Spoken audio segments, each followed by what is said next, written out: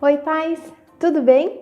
Nos últimos vídeos nós falamos sobre o quanto cantinho de pensamento, usar da agressão física como palmadas e também ser permissivo são atitudes que não colaboram para educar as crianças, além de não ser formas educativas respeitosas. Mas aí muita gente me pergunta, mas Maiara, se eu não posso colocar de castigo, se eu não posso bater, né? E também eu sei que ceder aos desejos da criança não é legal, né? Que eu não vou estar ensinando habilidades para ela. Então, o que eu devo fazer? Então, vim trazer aqui para você hoje alguns critérios, alguns princípios de uma educação respeitosa, amplamente conhecida por disciplina positiva. Algumas reflexões a gente vai fazer antes de começar a falar dos princípios. Hoje é muito comum nós ouvirmos famílias e professores dizendo que as crianças de hoje em dia são muito mais difíceis, né, de obedecer, que antigamente era muito mais fácil, nos nossos bons e velhos tempos, né, bastava a nossa mãe dar um olhar meio torto pra gente, que a gente já sabia que estava fazendo coisa errada e aí a gente já obedecia, né? Mas que hoje as crianças não respondem da mesma forma quando a gente tenta educar com olhares ou da mesma forma que os nossos pais nos educaram. É importante a gente olhar para as grandes transformações que aconteceram na sociedade ao longo de algumas gerações, né? Antigamente, as mulheres eram um modelo de submissão a seus maridos, por exemplo. Então, a mulher pouca voz tinha dentro de casa e sempre a última palavra era do pai, né? Era do esposo, ele que tomava as grandes decisões e a mulher simplesmente acatava. Hoje, poucas famílias ainda funcionam neste modelo, né? A mulher se lançou para o mercado de trabalho e ela contribui não só com as contas da casa, às vezes ela mantém a casa, como também ela compartilha de todas as decisões importantes para a família. Então, a mulher já não é mais um modelo de submissão. Também esse pai, né? Os pais de família, antigamente, né? Acabavam sendo um modelo de submissão também para os chefes autoritários, né? Mesmo que de repente no trabalho o seu chefe fosse enfim, manipulador, fosse uma pessoa que agisse contra os princípios, né, desse pai, ainda assim ele se mantinha submisso pelo medo de perder o emprego e não conseguir prover a família. Hoje, né, poucas pessoas vão aceitar talvez um chefe extremamente autoritário, que seja abusivo, né? Nós sabemos dos nossos direitos. Antigamente era muito comum que um pai de família permanecesse ao longo de toda a sua vida, né, numa mesma empresa, que ele construísse toda a sua carreira nessa mesma empresa.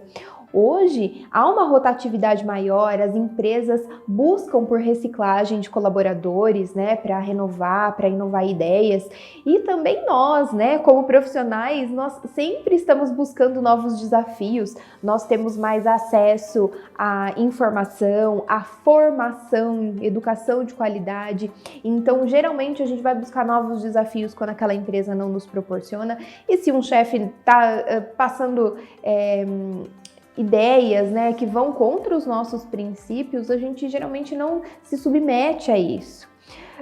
Então a gente olhando para esses modelos, né, de pai e mãe dentro de casa, o quanto isso mudou ao longo de algumas gerações, poucas gerações, e também considerando na sociedade como um todo, as minorias, né, conquistaram muitos direitos, embora ainda há muito a ser conquistado, né, mas eles conquistaram um grande espaço que há poucas gerações atrás não era modelo de submissão, né? Essas minorias eram modelo de submissão.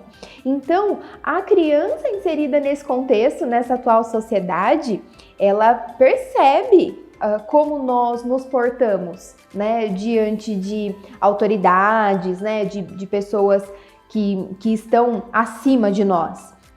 Então, se nós queremos ser tratados com dignidade e respeito, as crianças estão só reproduzindo o que elas estão observando em nós. Elas também querem ser tratadas com dignidade e respeito. E é por esse motivo que hoje em dia é muito mais difícil uma criança ser tão obediente e submissa como as crianças do passado, como talvez nós fomos, né, com os nossos pais e também como os nossos pais com relação aos nossos avós, por exemplo. Outra mudança importante na nossa sociedade é que hoje nós não mais precisamos ou dependemos das crianças para garantir a sobrevivência da família, né? Antigamente era muito comum, principalmente talvez na época dos nossos avós ou bisavós, né, que se tivesse inúmeros filhos para que eles pudessem trabalhar, né, na colheita, né? Muitas famílias moravam no setor rural, então vários filhos ajudavam ali, já começavam a trabalhar desde cedo, né? Os maiores geralmente ajudavam a mãe a cuidar dos menores, era a responsabilidade deles.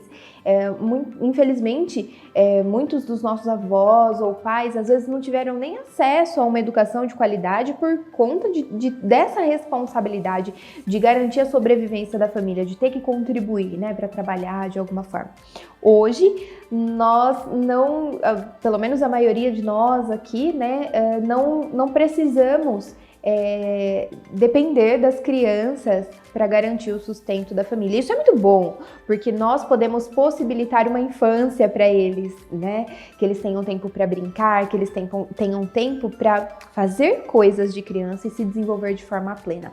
Por outro lado, acontece que nós temos pouco tempo, né, de inúmeras responsabilidades profissionais, muitas vezes, e aí a gente acaba oferecendo excessos para as crianças. Elas recebem demais sem ter que fazer muito esforço para isso, né? Então elas não desenvolvem esse senso de responsabilidade. As crianças hoje também têm poucas possibilidades de desenvolver habilidades para a resolução de problemas, porque geralmente os pais super protegem, né, de qualquer decepção, de qualquer frustração. Claro que fazem isso tudo em nome do amor, né? Eu amo os meus filhos, eu não quero que eles passem por todo o sofrimento que eu passei, então eu super protejo. E isso acaba atrapalhando que as crianças desenvolvam habilidades para a resolução de problemas.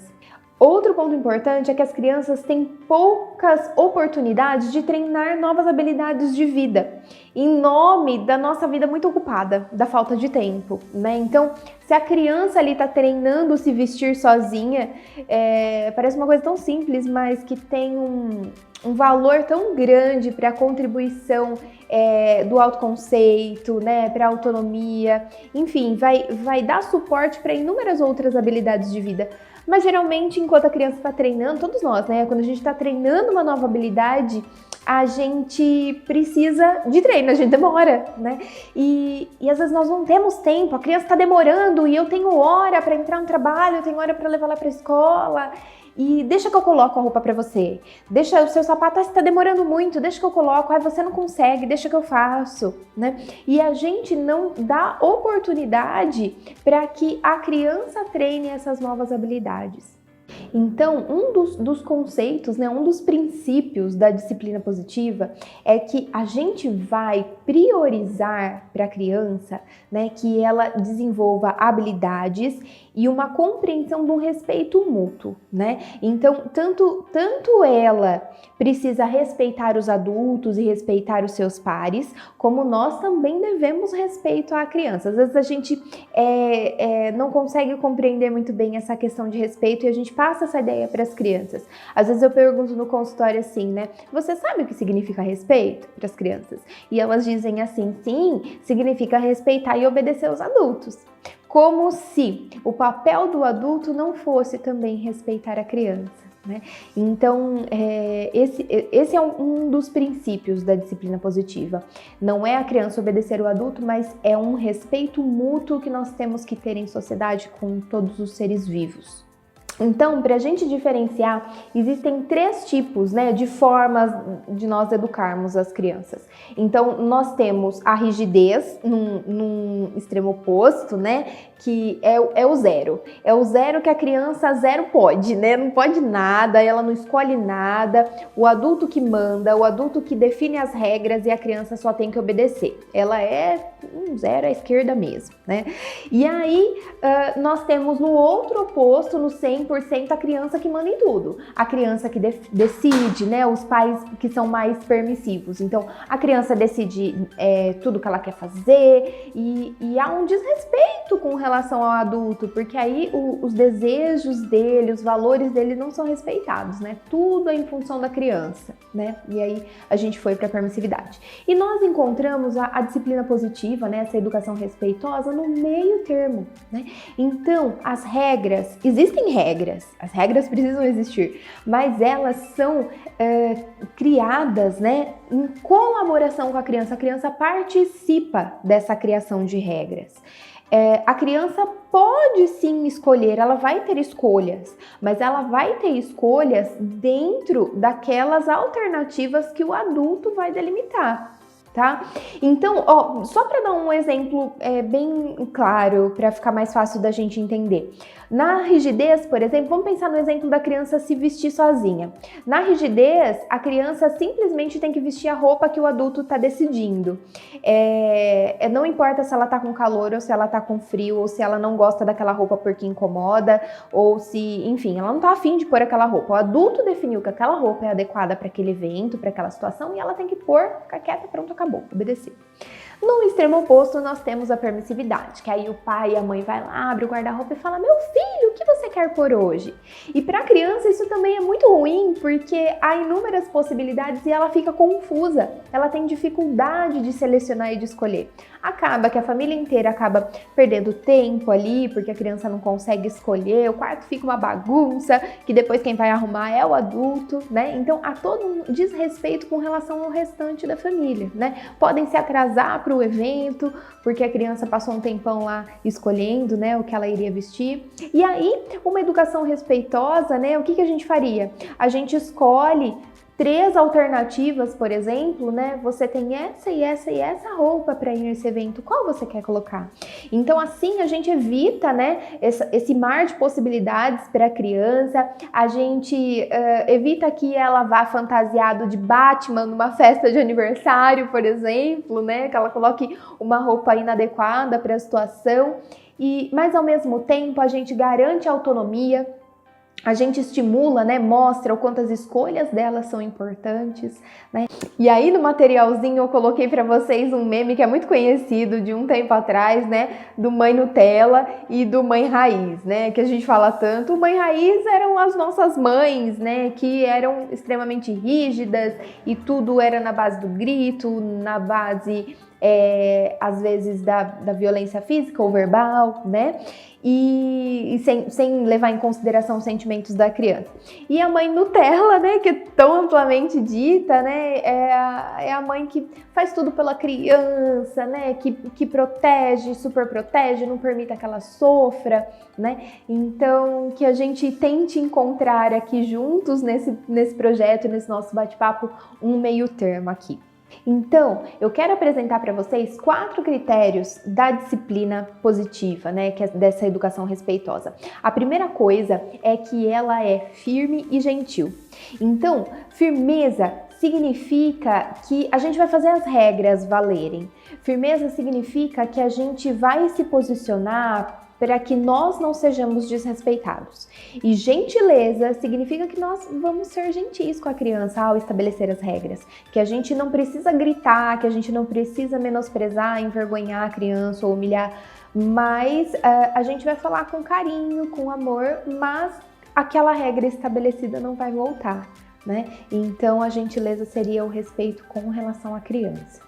O segundo critério da disciplina positiva e dessa educação respeitosa é que o nosso objetivo é que as crianças desenvolvam em si esse senso de que são aceitas e importantes. Isso é extremamente é necessário para que as crianças cresçam e desenvolvam um autoconceito positivo, que elas se vejam de uma forma positiva. Então, a gente vai levar em consideração as ideias da criança, os sentimentos da criança, mesmo que para a gente não faça sentido, mas a gente sempre vai estar acolhendo com muito respeito. O terceiro critério importante é que a disciplina positiva ela é efetiva a longo prazo, porque nós estamos ensinando para as crianças habilidades de vida e de resolução de problemas. Né? Quando ela aprende a escolher a própria roupa, ela está desenvolvendo autonomia e isso vai favorecer para que ela faça escolhas mais importantes ao longo da sua vida. Né? A rigidez ela funciona a curto prazo. Quando a gente coloca a criança no cantinho do pensamento, né? Quando a gente briga com a criança, enfim, ela para o mau comportamento naquele momento. Só que isso não é efetivo a longo prazo, porque ela não aprende novas formas de se comportar, né? E ela vai continuar emitindo esse mau comportamento em outras situações. E se ela parar, ela vai parar por medo, né? Não porque ela aprendeu novas habilidades. E esse não é o nosso objetivo com as crianças, nosso objetivo é educá-las. A quarta característica é que o objetivo da disciplina positiva é nós ensinarmos habilidades, né, de habilidades sociais e de respeito mútuo, que as crianças desenvolvam, né, o bom caráter, né, que elas se preocupem com outras pessoas, que elas entendam a importância delas cooperarem para o bem comum. Como todo final de vídeo, eu trago aqui para vocês algumas ferramentas, né, respeitosas e eficazes como alternativas para rigidez excessiva e também para permissividade. Então, uma ferramenta que seja eficaz, né, efetiva a longo prazo para a gente educar as crianças. Então, a ferramenta de hoje é firmeza e gentileza. Lembrando que a firmeza é um respeito a nós mesmos, né, que a gente vai estabelecer com a criança. E a gentileza é o respeito à criança. A primeira coisa, avisos antecipados, a gente dizer para a criança, olha, seu irmão já acabou de tomar banho, está chegando a sua vez, né? Ao invés da gente catar a criança com muita raiva e falar, chega, vai tomar banho que já tá na hora, né? Ou então, ai meu amorzinho, você vai tomar banho, tá? Você não quer tomar banho agora? Então tudo bem, a hora que você quiser você escolhe, né? Então a gente deixar assim a criança também muito livre, né? Então a gente oferecendo esses avisos antecipados é extremamente respeitoso para a criança porque ela precisa dessa previsibilidade. Então isso pode evitar muitos problemas, né, de resistência, de mau comportamento. A segunda coisa para a gente ser firme e gentil é quando a criança nos desrespeitar, a gente dizer para ela assim, opa, eu tenho certeza que você consegue dizer isso de uma forma mais respeitosa. E isso é muito legal porque às vezes a criança chama a gente de chata, né? Porque a gente falou alguma coisa e aí ou a gente responde na mesma moeda, né? A gente fala, ai, chata é você, ou dá um tapa, ou você não me respeita. E a gente não tá ensinando habilidades para a criança, né? De pensar em como que ela poderia ter dito então que ela discorda de você, porque ela tem direito de discordar de você. Ela tem direito de estar chateada com você. Ela só não tem direito de te desrespeitar, né? Então a gente vai diferenciando isso para a criança. E quando a gente oferece esse insight, né, para ela, a gente, olha, eu tenho certeza que você consegue dizer isso de uma forma mais respeitosa, nós fazemos a criança refletir sobre alternativas. E nesse momento ela está desenvolvendo novas habilidades, né, de assertividade, de se expressar. Crianças bem pequenininhas, né, quando eles começam a falar ali, até uns 2, 3 anos, é legal nós falarmos para ela como nós gostaríamos que ela dissesse pra gente. Então, por exemplo, assim, mamãe, vai lá e pega meu copo de água. Aí a gente faz assim, mamãe, você poderia, por favor, pegar um copo de água para mim, por favor? Ah, sim, obrigado. E a gente espera que a criança repita, né? Então, a gente faz o diálogo ali, oferecendo um exemplo para ela de como seria uma forma respeitosa, né? E espera que a criança diga. Pronto, ela repetiu, pronto, né? Ela tá assimilando, né, informação. A terceira característica, né, de ser firme e gentil é que nós podemos dizer para a criança o seguinte, eu vou esperar um momento que nós dois estejamos mais calmos para a gente poder conversar e resolver esse problema de uma forma respeitosa. Então, às vezes nós estamos muito irritados e a gente perde a boa com a criança, né? Então, a gente pode dizer, olha, eu tô muito irritada, então eu vou sair daqui de perto e depois que eu me acalmar, a gente conversa de um jeito educado, porque eu me importo com você, eu não quero te magoar. Né? Então, a gente está oferecendo alternativas para a criança de resolução de problemas, de regulação emocional.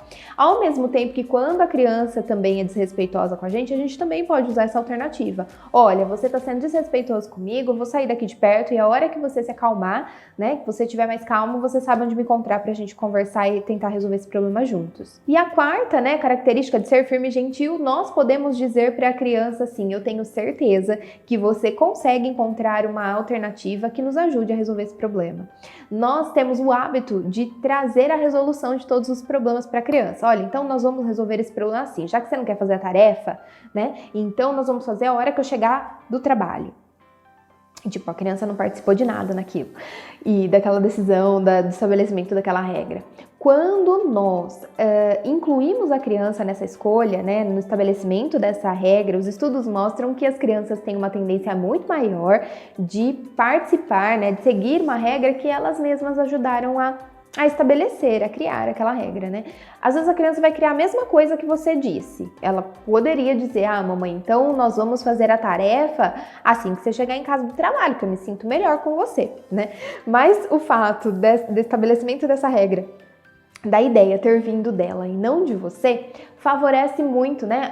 Além de habilidades de resolução de problemas, mas também para que ela se sinta mais confiante. Né, e propensa a cooperar. Quinto, haja e não fale. Se a criança precisa guardar os brinquedos, por exemplo, e ela não tá querendo, você pega na mãozinha dela, com gentileza, com calma, não é pra apertar a mãozinha da criança, não é pra machucar, mas aí você acompanha ela e mostra pra ela ir guardando os brinquedos e conduz ela o que você gostaria que ela fizesse. Sexto, a gente ser firme e acolher o sentimento da criança.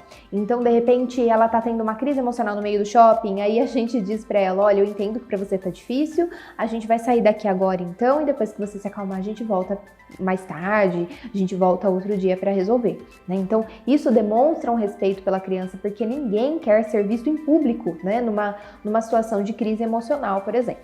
E trago para vocês aqui uma frase para a gente encerrar esse bate-papo de hoje. Se uma criança não é tratada no amor, mas sim no medo, ela não aprende a se amar, ela aprende a se defender. Espero que vocês tenham gostado, pessoal. A gente se vê muito em breve. Um beijo, até mais, tchau, tchau!